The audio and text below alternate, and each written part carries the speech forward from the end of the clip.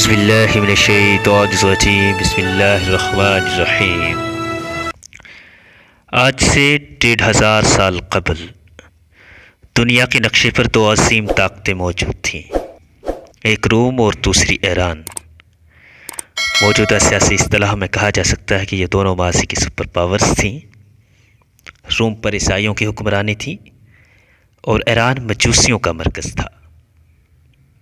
ان کے عقیدے کے مطابق آگ ہر شے کو جلا دینے کی طاقت رکھتی تھی، اس لیے اسے خدا کا درجہ دے دیا گیا۔ ایران کے تمام چھوٹے بڑے معبدوں میں ہر وقت آگ روشن رہتی تھی اور پجاری بھڑکتے ہوئے شعلوں کے سامنے سجدہ ریز رہتے تھے اور صدیوں سے یہ مخصوص دعا مانگتے تھے: اے ہمارے معبود، جس طرح تو لازوال و عظیم ہے، اس طرح اپنے نام لیواؤں کو بھی عزت و جلال عطا کر۔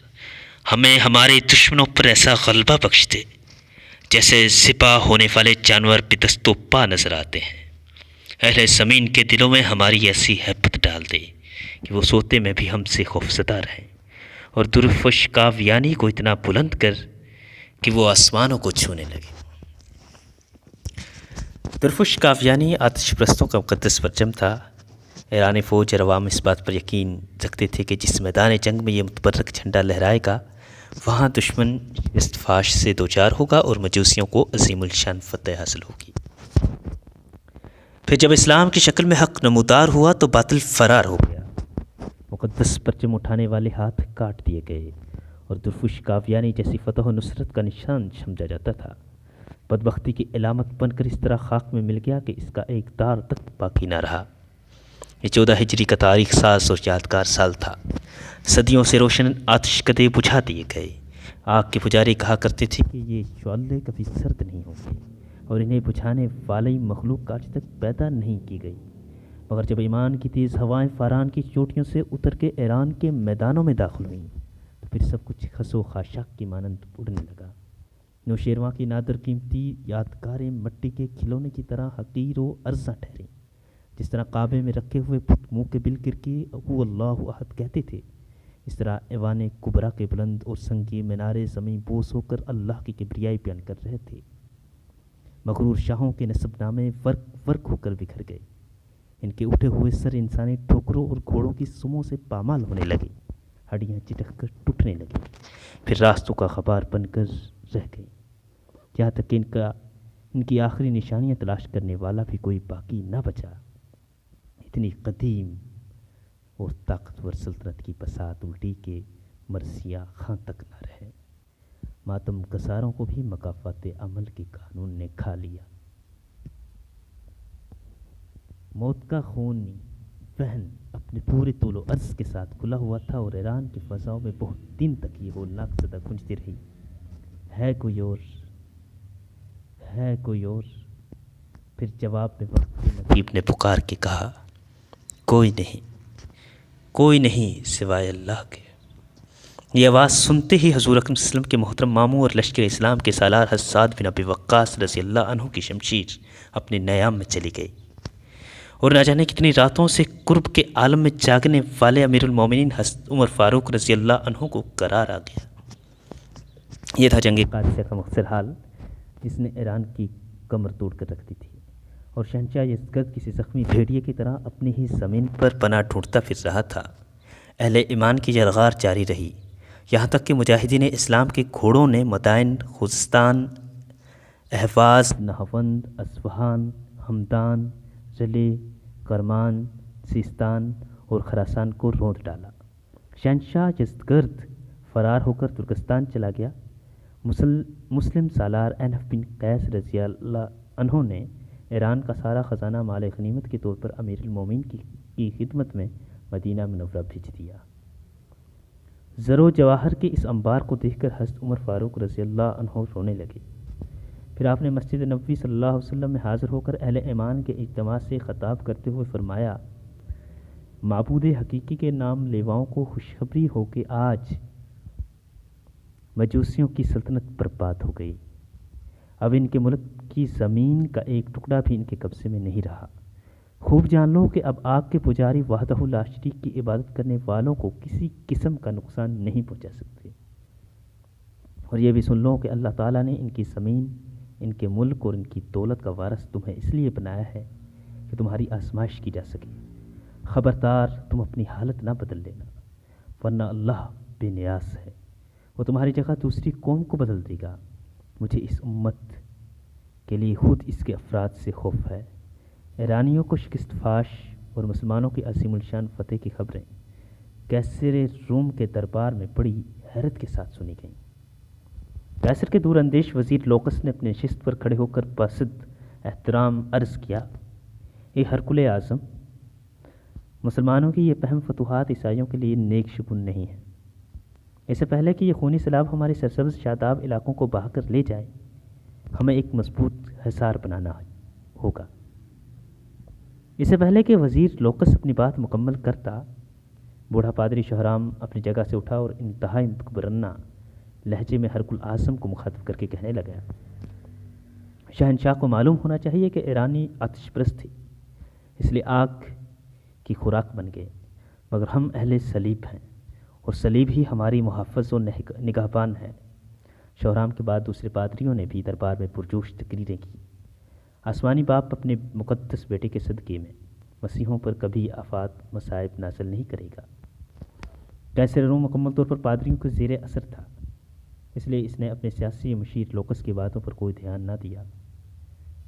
چند سال پہلے بھی انہی پادریوں نے اس وقت ہنگامہ آرائی کی تھی جب قیصر کو سرکار دو عالم صلی اللہ علیہ وسلم نامہ مقدس موصول ہوا تھا، جس میں پیغمبر اسلام صلی اللہ علیہ وسلم نے اسے دین حق قبول کرنے کی دعوت دی تھی۔ قیصر روم سرور کونین صلی اللہ علیہ وسلم کی دعوت سے متاثر ہو چلا تھا، مگر جب اس نے پادریوں کی جماعت کو غضبناک حالت میں دیکھا تو اسلامی وفد کو اپنے دربار سے اٹھا دیا۔ اللہ کے آخری رسول صلی اللہ علیہ وسلم دنیا سے رخصت ہوئے صرف 4 سال کا مختصر عرصہ گزرا تھا۔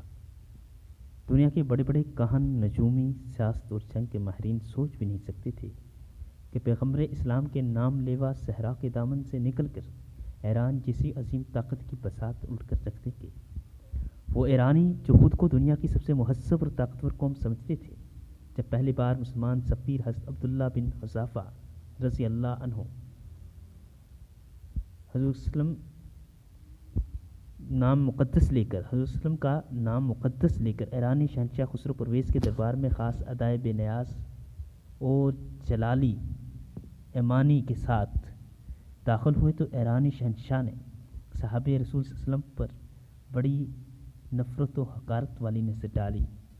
پھر خسرو پرویز نے نامہ رسول صلی اللہ علیہ وسلم چاک کرتے ہوئے پوری عرب قوم کو انتہائی ذلت آمیز لہجے میں مخاطب کرتے ہوئے کہا تھا، اے سوسمار کا گوشت کھانے والوں اور اے اونٹ کا دودھ پینے والوں۔ سوسمار ہوتا ہے چکلی نما جانور۔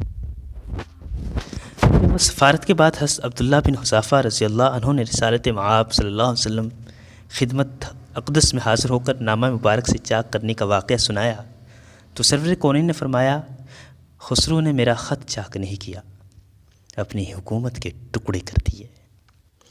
چند روز بعد ہی خسرو پرویز کے بیٹے شیرویہ نے بڑی برہمی کے ساتھ اپنے باپ کو قتل کر ڈالا۔ پھر چند سال بعد حضرت عمر فاروق رضی اللہ عنہ نے ایرانی سلطنت کے مضبوط ترین ستونوں کو کسی بوسیدہ کتاب کے اوراق کی طرح ہوا میں اڑا دیا۔ قیصر روم کا وزیر لوکس اس واقعے سے باخبر تھا، اس لیے اس نے بھرے دربار میں مسلمانوں کی فتوحات اور یلغار کے سلسلے میں اپنے خدشات ظاہر کیے تھے۔ لوکس کا شمار اپنے وقت کے ذہین ترین افراد میں ہوتا تھا۔ اس کے جاگنے والی آنکھوں نے نوشتہ دیوار پڑھ لیا تھا۔ اب مسلمانوں کو رومیوں کی حریف طاقت بننے سے کوئی نہیں روک سکتا تھا۔ یہی وجہ تھی کہ لوکس بار بار قیصر روم کو صورتحال کی سنگینی کا احساس دلانے کی کوشش کر رہا تھا۔ پادری شہرام کے جاسوس محل کے گوشے گوشے میں پھیلے ہوئے تھے۔ جب ان جاسوسوں نے قیصر روم اور وزیر لوکس کی خفیہ ملاقاتوں کی اطلاع دی تو پادری شہرام گہری سوچ میں ڈوب گیا۔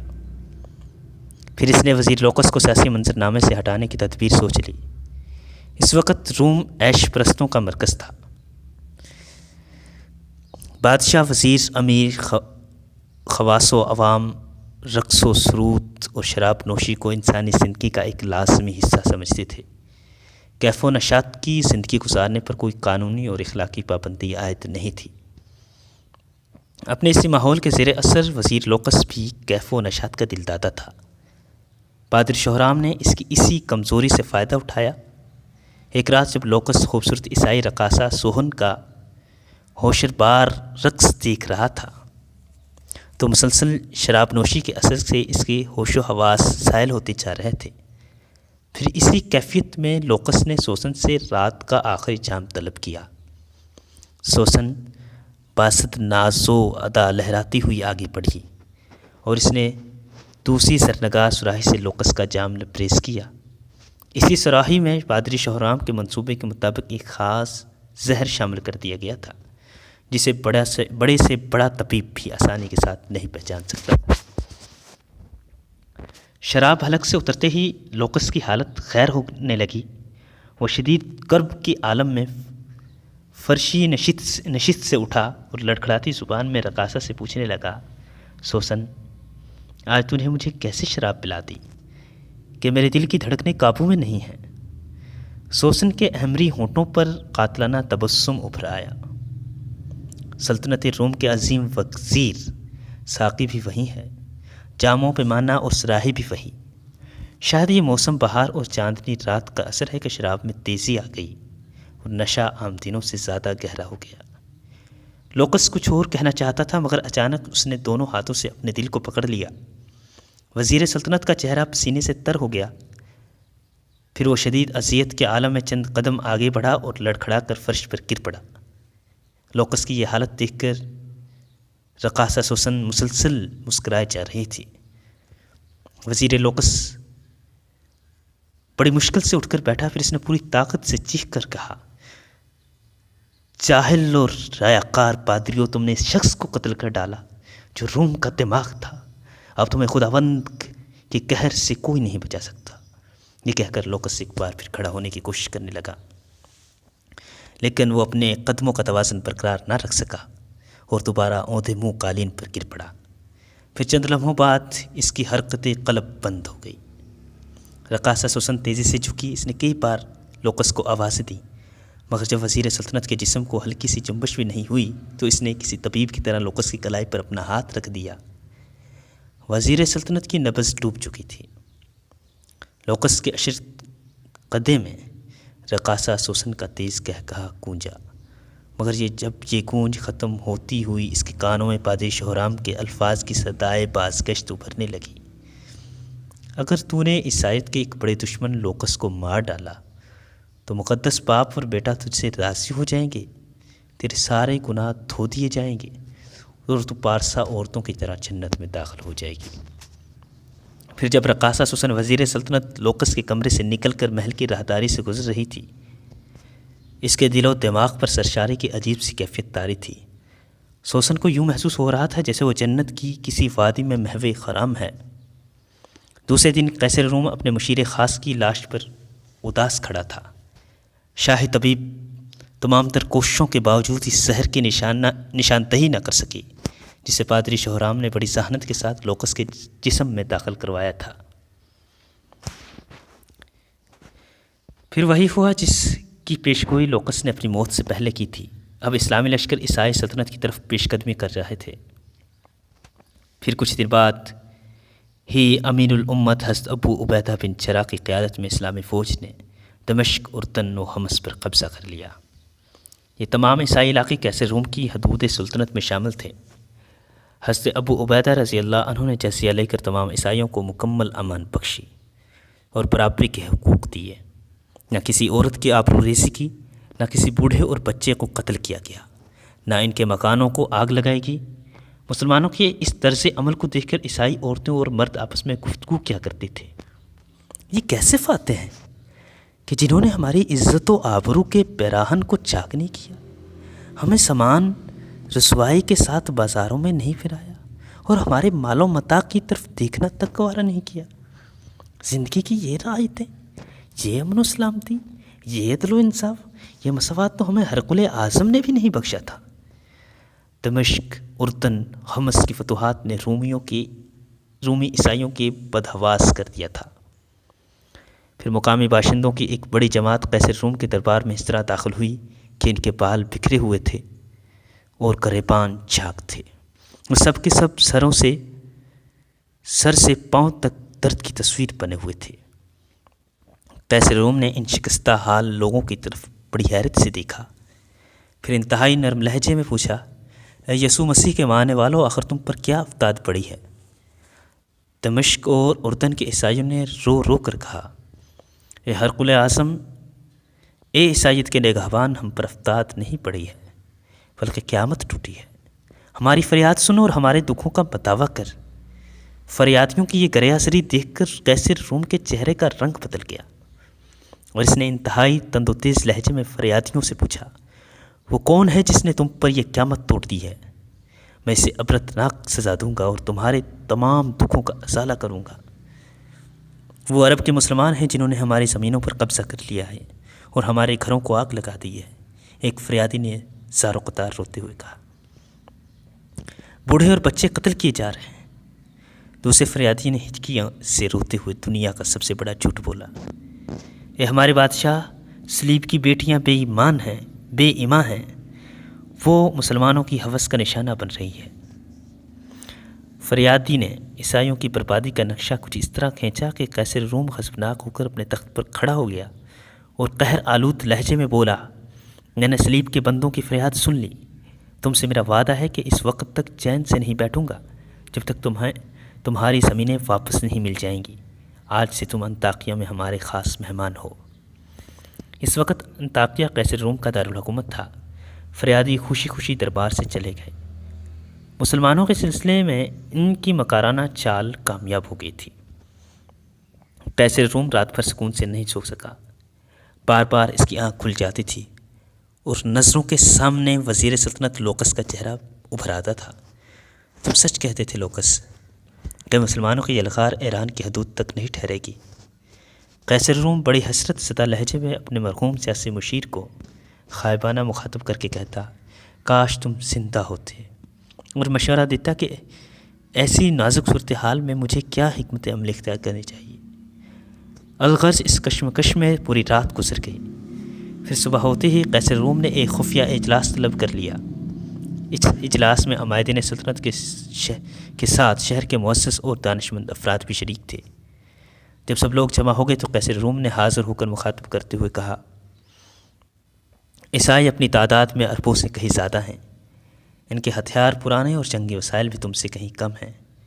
دیگر ساز و سامان میں بھی تم لوگ مسلمانوں پر فوقیت رکھتے ہو، مگر جب میدان جنگ میں ان کے مقابل صف آرا ہوتے ہو تو شکست کھا جاتے ہو. آخر اس کی وجہ کیا ہے؟ قیصر روم کے لہجے سے شدید ناگواری کا رنگ جھلک رہا تھا. ہرقل اعظم کا سوال سن کر سب نے سر جھکا لیا. حاضرین میں انطاکیہ کا سب سے بڑا پادری شہرام بھی شامل تھا. اس کی گردن بھی جھکی ہوئی تھی. وہ بھی ہرقل اعظم سے نظریں چرا رہا تھا. قیصر روم نے پادری شہرام کی اس کیفیت کا اندازہ کر لیا اور پھر بلند آواز میں اسے مخاطب کرتے ہوئے بولا، عیسائیوں کے عظیم مذہبی پیشوا، آپ خاموش کیوں ہیں؟ دمشق، اردن اور حمص کے محاذوں پر سلیب ہماری مدد کو کیوں نہیں آئے؟ اس نے اپنے نام لیواؤں کو بیجار و مددگار کیوں چھوڑ دیا؟ پادری شہرام نے اپنے شہنشاہ کی طرف دیکھا اور بجھے ہوئے لہجے میں بولا، ہرقل اعظم، کبھی کبھی سچے اور ایماندار لوگوں کو بھی شکست ہو جاتی ہے. خداوند اپنے کاموں کو خود ہی جانتا ہے. محترم پیشوا، آپ کے اس جواب سے نہ میرا دل مطمئن ہوا نہ دماغ. کہیں کوئی نہ کوئی خرابی ضرور موجود ہے جس پر مصلحت اور خاموشی کا پردہ ڈالا جا رہا ہے. قیصر روم کی بات سن کر حاضرین کی گردنوں کا خم کچھ اور نمایاں ہو گیا. کچھ دیر تک دربار کی فضا پر گہرا سناٹا جاری رہا. پھر ایک شخص اپنی نشست پر کھڑا ہوا. یہ انطاکیہ کا ایک معزز اور نیک نام عیسائی ایمن تھا. اس نے باوقار لہجے میں قیصر روم کو مخاطب کرتے ہوئے کہا، آپ نے سچ فرمایا کہ ہم میں کہیں نہ کہیں کوئی خرابی موجود ہے جس کی وجہ سے ذلت اور شکست ہمارا مقدر بنی ہے. آج میں اس خرابی کو اس مجلس خاص میں سننا پسند کروں گا. قیصر کے لہجے سے بدستور تلخی جھلک رہی تھی. ہرقل اعظم اس بات کا یقین دلائیں کہ مجھے سچ بولنے کی سزا نہیں دی جائے گی. ایمن کے چہرے سے ہلکا سا خوف جھلک رہا تھا. آج تمہاری زبان پر کوئی پابندی نہیں، قیصر روم نے پرجلال لہجے میں کہا۔ جو کچھ تم کہنا ہے بے خوف ہو کر کہہ ڈالو، تمہارے لیے امان ہے، سلامتی ہے۔ قیصر روم کی طرف سے اجازت ملتے ہی ایمن نے انتہائی پرسوس لہجے میں کہنا شروع کیا۔ ہرقل اعظم کو معلوم ہونا چاہیے کہ دمشق، اردن اور حمص سے آنے والے عیسائیوں کی جماعت کا ہر فرد جھوٹا ہے۔ یہ کہہ کر ایمن چند لمحوں کے لیے خاموش ہو گیا اور حاضرین مجلس کے دلی کیفیات کا جائزہ لینے لگا۔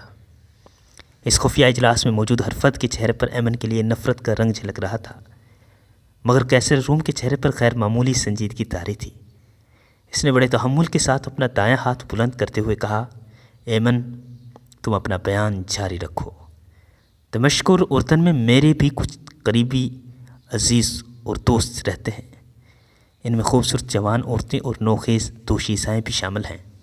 2 ہفتے پہلے ہی میرا ایک دوست انطاکیہ آیا تھا۔ اس نے مقدس باپ اور بیٹے کی قسم کھا کر بتایا کہ ان علاقوں میں تمام عیسائیوں کی جان و مال، عزت و آبرو مکمل طور پر محفوظ ہے۔ ایک بار پھر حاضرین مجلس کے چہروں کے رنگ بگڑ گئے۔ وہ ایمن کی زبان سے مسلمانوں کی وحشت و درندگی کے فرضی افسانے سننا چاہتے تھے، مگر جب ایمن نے اپنے ایک دوست کے حوالے سے مقدس باپ اور بیٹے کو درمیان میں لا کر مسلمانوں کو بے مثال رواداری اور کریمانہ عمل کا ذکر کیا تو ان کے سینوں میں نفرت و عصیبت کی آگ کے شعلے بھڑکنے لگے۔ ان کے برعکس قیصر روم کے چہرے پر حیرت و سکوت کا رنگ نمایاں تھا۔ ایمن نے مختصر سے سکوت کے بعد دوبارہ سلسلہ کلام جوڑتے ہوئے کہا، ہرقل اعظم، میں نہایت اذیت و کرب اور ندامت کے ساتھ اس حقیقت کا انکشاف کر رہا ہوں کہ ہم میں سے اکثر لوگ شراب پیتے ہیں، دن رات بدکاریوں میں مبتلا رہتے ہیں، وعدہ کر کے بڑی بے حیائی سے اسے توڑ دیتے ہیں، ضعیفوں کو ستاتے ہیں اور کمزوروں پر ظلم اٹھاتے ہیں۔ اس کے برعکس مسلمانوں کا یہ حال ہے کہ جب کسی سے عہد کر لیتے ہیں تو اسے نبھانے کے لیے اپنی جان تک دے دیتے ہیں۔ ان کا اخلاق ہم سے کہیں زیادہ بلند اور ان کا سلوک ہم سے کہیں زیادہ بہتر ہے۔ وہ رات کو عبادت کرتے ہیں اور دن میں روزہ رکھتے ہیں۔ وہ کسی پر ظلم نہیں ڈھاتے بلکہ اپنی بدترین دشمنوں کو بھی معاف کر دیتے ہیں۔ ان کے یہاں رنگ و نسل اور قبیلہ و خاندان کی کوئی تفریق نہیں، وہ سب آپس میں برابر ہیں۔ اس لیے مسلمانوں کے ہر کام میں جوش و استقلال ہوتا ہے۔ اگر ہم نے دمشق، اردن اور حمص کے شکست سے سبق حاصل کر کے اپنے کردار نہیں بدلے تو ایمن نے جان بوجھ کر اپنی بات ادھوری چھوڑ دی، مگر قیصر روم کے ساتھ تمام حاضرین مجلس بھی سمجھ گئے تھے کہ وہ کیا کہنا چاہتا ہے۔ پھر وہی ہوا جس کی طرف ایمن نے اشارہ کیا تھا۔ رومی عیسائیوں نے اپنی عادتیں نہیں بدلی، یہاں تک کہ اللہ تعالیٰ نے ان کی حکومت بدل ڈالی۔ مسلمانوں کی مسلسل فتوحات کی خبریں سن کر قیصر روم گھبرا گیا۔ پھر اس نے بڑی عجلت کے ساتھ شام چھوڑ کر قسطنطنیہ جانے کا فیصلہ کر لیا۔ جب انطاکیہ اور گرد و نواح کے عیسائیوں کو بادشاہ کے ارادے کی اطلاع ملی تو وہ قطار در قطار محل کے صدر دروازے پر جمع ہو کر کریاؤ ساری کرنے لگے۔ یہ منظر دیکھ کر قیصر روم کی مذہبی غیرت نے جوش مارا، وہ پھر اس نے مسلمانوں سے مقابلے کا اعلان کر دیا۔ فوراً ہی برق رفتار قاصد ان علاقوں کی طرف روانہ ہو گئے جو قیصر روم کے زیر نگیں تھے۔ ہرقل اعظم نے تمام عیسائی حاکموں کے نام ایک ہی فرمان جاری کیا تھا، عیسائیت کو مسلمانوں سے شدید خطرہ لاحق ہے، صلیب تمہیں پکار رہی ہے۔ قیصر کے اس فرمان نے عیسائیوں کے مذہبی جذبات میں آگ لگا دی اور وہ طوفان برق و باد کی طرح انطاکیہ پہنچ گئے۔ روم کے پرجوش جنگی تیاریاں دیکھ کر لشکر اسلام کے سالار حضرت ابو عبیدہ رضی اللہ عنہ نے اپنے تمام فوجی افسروں کو طلب کر کے ان سے مشورہ کیا کہ اس صورتحال میں کیا حکمت عملی اختیار کی جائے۔ ہر افسر نے اپنی ذہن کی رسائی کے مطابق مختلف رائے پیش کی۔ بالآخر طویل بحث و تمہیز کے بعد امور جنگ کے سارے ماہرین اس بات پر متفق ہو گئے کہ مختلف محاذوں پر تعینات مسلمان سپاہیوں کو ایک مقام پر جمع کر لیا جائے۔ نتیجتاً تمام مجاہدین اسلام دمشق میں یکجا ہو گئے۔ اس کے بعد حضرت ابو عبیدہ رضی اللہ عنہ نے مقبوضہ علاقوں کے عیسائی مردوں کو ایک طویل و عریض میدان میں جمع کر کے ان سے مختصر خطاب کیا، ہمیں افسوس ہے کہ ہم اپنی بے پناہ مصروفیات کے باعث تم لوگوں کی حفاظت کی ذمہ داری نہیں لے سکتے، اس لیے جزیے کی ساری رقم واپس کی جاتی ہے۔ حضرت ابو عبیدہ کی تقریر سن کر تمام عیسائی رونے لگے۔ پھر جب لشکر اسلام دمشق چھوڑ کر اردن کی طرف جانے لگا تو سارے عیسائی اشکبار آنکھوں کے ساتھ یہ دعا کر رہے تھے، خداوند تمہیں حفاظ کے ساتھ واپس لائے کہ تم اس زمین پر بسنے والوں کے لیے امن و سلامتی کا صاحبان ہو۔ حضرت ابو عبیدہ نے اردن پہنچ کر رومیوں کا مقابلہ کرنے کے لیے یرموک کا میدان منتخب کر لیا۔ یرموک کے قریب ہی ایک مقام دیر الحیل ہے، یہاں رومی فوجی جمع ہو رہے تھے۔ ان کی تعداد 2 لاکھ سے زائد تھی۔ ان کے برعکس مسلمان سپاہیوں کی تعداد 20 اور 30 ہزار کے درمیان تھی۔ پہلا معرکہ جب 15 ہجری میں ہوا، جس میں مسلمانوں کا پلہ بھاری رہا، رومیوں نے کچھ دنوں کے لیے جنگ روک دی اور مصالحت کی تجویز پیش کی۔ حضرت ابو عبیدہ رضی اللہ عنہ نے سیف اللہ حضرت خالد بن ولید رضی اللہ عنہ کو سفیر بنا کر قیصر روم کے پاس بھیجا، مگر یہ سفارت ناکام رہی۔ رومی دوبارہ میدان جنگ میں نمودار ہوئے۔ اب کی بار ان کی جوش و خروش وحشت کی حدوں کو چھو رہا تھا۔ عیسائیوں کے وہ مقدس راہب جنہوں نے برسوں سے آسمان نہیں دیکھا تھا، وہ اپنی اپنی عبادت گاہوں سے نکل کر عام سپاہیوں میں شامل ہو گئے تھے۔ کچھ پادریوں پر جنونی کیفیت طاری تھی، وہ ہاتھوں میں سلیب اٹھائے عیسائی لشکر کے آگے آگے تھے اور چیخ چیخ کر اپنے ہم قوموں کی ہمت بڑھا رہے تھے۔ آگے بڑھو اور صفائے ہستی سے مسلمانوں کو نام و نشان مٹا ڈالو۔ آج دنیا کی کوئی طاقت تمہارے مقابل نہیں ٹھہر سکتی، اس لیے تمہیں حضرت یسوع مسیح کی تائید حاصل ہے۔ 3000 رومیوں نے اپنے پیروں میں بیڑیاں پہن رکھی تھیں تاکہ میدان جنگ سے فرار ہونے کے خیال بھی ان کے دل میں نہ آئے۔ رومیوں کے یہ تیور دیکھ کر حضرت خالد بن ولید نے نئے سرے سے اسلامی فوج کو ترتیب دیا، مجاہدین کو 36 حصوں میں تقسیم کر دیا۔ پھر ایسی خون ریز جنگ ہوئی کہ یرموک کا میدان انسانی لاشوں سے پٹ گیا۔ اس معرکہ آرائی میں 1 لاکھ کے قریب رومی سپاہی قتل ہوئے، 3000 اہل ایمان نے جام شہادت نوش کیا۔ جب قیصر روم کو اس عبرتناک شکست کی خبر ملی تو شدت غم سے اس کا سرخ و سفید چہرہ دھواں ہو گیا۔ پھر وہ انتہائی حسرت و یاس کے عالم میں سینہ کوبی کرتا ہوا شام سے فلسطین چلا گیا۔ حضرت ابو عبیدہ کا بھیجا ہوا قاصد فتح عظیم کا مسئلہ لے کر برق رفتاری کے ساتھ مدینہ منورہ کی طرف بڑھ رہا تھا۔ امیر المومنین حضرت عمر فاروق رضی اللہ عنہ جنگ قادسیہ کی طرح جنگ یرموک کا نتیجہ دیکھنے کے لیے کئی راتوں سے جاگ رہے تھے۔ جب قاصد نے لشکر اسلام کی سربلندی اور سرخروئی کی خبر دی تو حضرت عمر فاروق رضی اللہ عنہ مضطرب ہو کر خلافت سے اتر کر سجدے میں چلے گئے۔ معبود حقیقی کا شکر ادا کرنے کے بعد جب حضرت عمر رضی اللہ عنہ کھڑے ہوئے تو آپ کی آنکھوں سے آنسو رواں تھے اور زبان مبارک پر یہ مقدس کلمات جاری تھے: سبحان اللہ والحمد للہ ولا الہ الا اللہ واللہ اکبر۔ ایران کے بعد دوسری عظیم طاقت روم کا غرور بھی خاک میں مل گیا تھا۔ حضرت عمر فاروق رضی اللہ عنہ نے فلسطین کی جنگی مہم حضرت عمر بن العاص کے سپرد کی تھی، مگر درمیان میں جنگ یرموک چھڑ جانے سے وہ مہم ادھوری رہ گئی۔ قیصر روم کے اقتدار کا خاتمہ ہوتے ہی حضرت عمر بن العاص نے آگے بڑھ کر بیت المقدس کا محاصرہ کر لیا۔ عیسائی قلعہ بند ہو کر مقابلہ کرتے رہے۔ اس دوران میں حضرت ابو عبیدہ رضی اللہ عنہ بھی اپنے لشکر کے ساتھ بیت المقدس میں پہنچ گئے۔ عیسائیوں نے کچھ دنوں تک مدافعت کی، مگر ان کی عسکری قوت بکھر چکی تھی، اس لیے مسلمانوں سے صلح پر آمادہ ہو گئے، مگر اس کے ساتھ یہ شرط بھی رکھ دی کہ خود امیر المومنین حضرت عمر فاروق رضی اللہ عنہ یہاں آ کر صلح کا معاہدہ تحریر کریں۔ یہ بڑی عجیب شرط تھی، مگر حضرت ابو عبیدہ رضی اللہ عنہ نے فوراً ہی قاصد کو ایک خط دے کر مدینہ منورہ کی طرف روانہ کیا۔ خط میں یہ عبارت درج تھی: اگر امیر المومنین بنفس نفیس یہاں تشریف لے آئے تو بیت المقدس جنگ و جدل اور خون ریزی کے بغیر مسلمانوں کے قبضے میں آ سکتا ہے۔ حضرت عمر فاروق رضی اللہ عنہ نے حضرت ابو عبیدہ کا خط پڑھا۔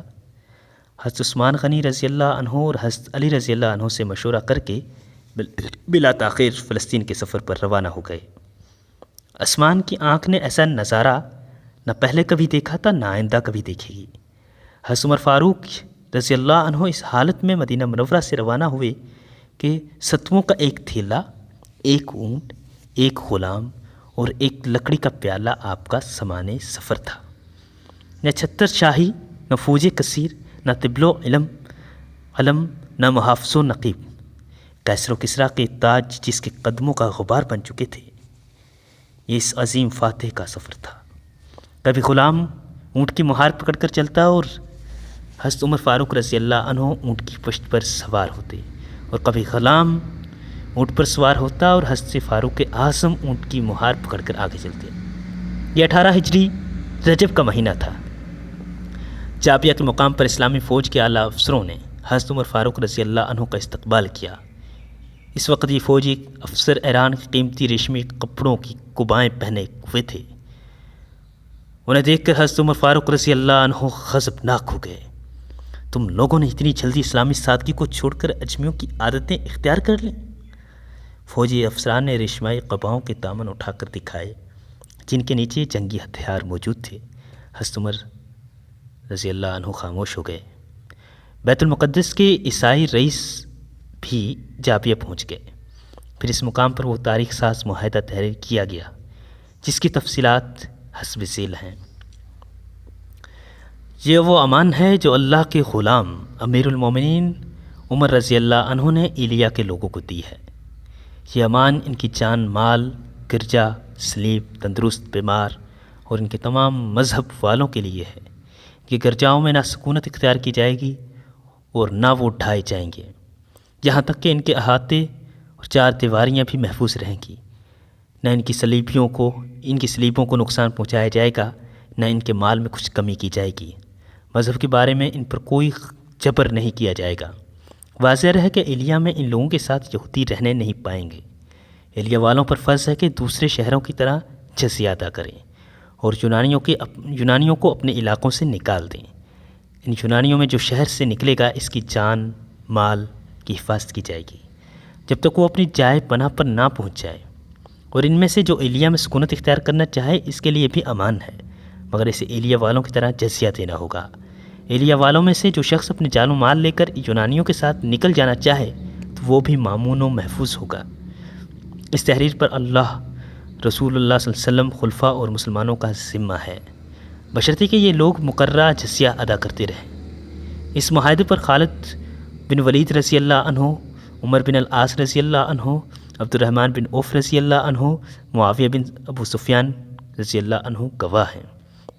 یہ معاہدہ 18 ہجری میں تحریر کیا گیا۔ ایلیا خلیج عقبہ کے شمالی سرے پر واقع ایک ساحلی شہر کا نام ہے۔ اس معاہدے کی تکمیل کے بعد حضرت عمر فاروق رضی اللہ عنہ بیت المقدس کی جانب روانہ ہوئے۔ حضرت ابو عبیدہ رضی اللہ عنہ اور دیگر فوجی افسران نے شہر کے باہر نکل کر امیر المومنین کا استقبال کیا۔ اسلام کے عظیم فاتح کا لباس اتنا معمولی اور فرسودہ تھا کہ اسے دیکھ کر مسلمان فوجیوں کو شرم سی محسوس ہونے لگی، اس خیال سے کہ امیر المومنین کو اس لباس میں دیکھ کر عیسائی کیا کہیں گے۔ حضرت ابو عبیدہ نے ترکی گھوڑا اور قیمتی پوشاک حضرت عمر کی خدمت میں پیش کی۔ حضرت عمر فاروق رضی اللہ عنہ نے فرمایا، اللہ نے جو ہم کو عزت بخشی ہے وہ اسلام کی عزت ہے اور وہی میرے لیے کافی ہے۔ پھر فاتح ایران اور روم یہی پوشیدہ لباس پہنے ہوئے بیت المقدس میں داخل ہوئے۔ سب سے پہلے مسجد اقصیٰ میں حاضر ہوئے اور چند آیات قرآن پڑھ کر محراب بیت داؤد کے قریب طویل سجدہ ادا کیا۔ اللہ نے مسلمانوں سے کیا ہوا وعدہ پورا کر دیا کہ اگر مومن ہو تو پھر تم ہی دنیا پر غالب رہو گے۔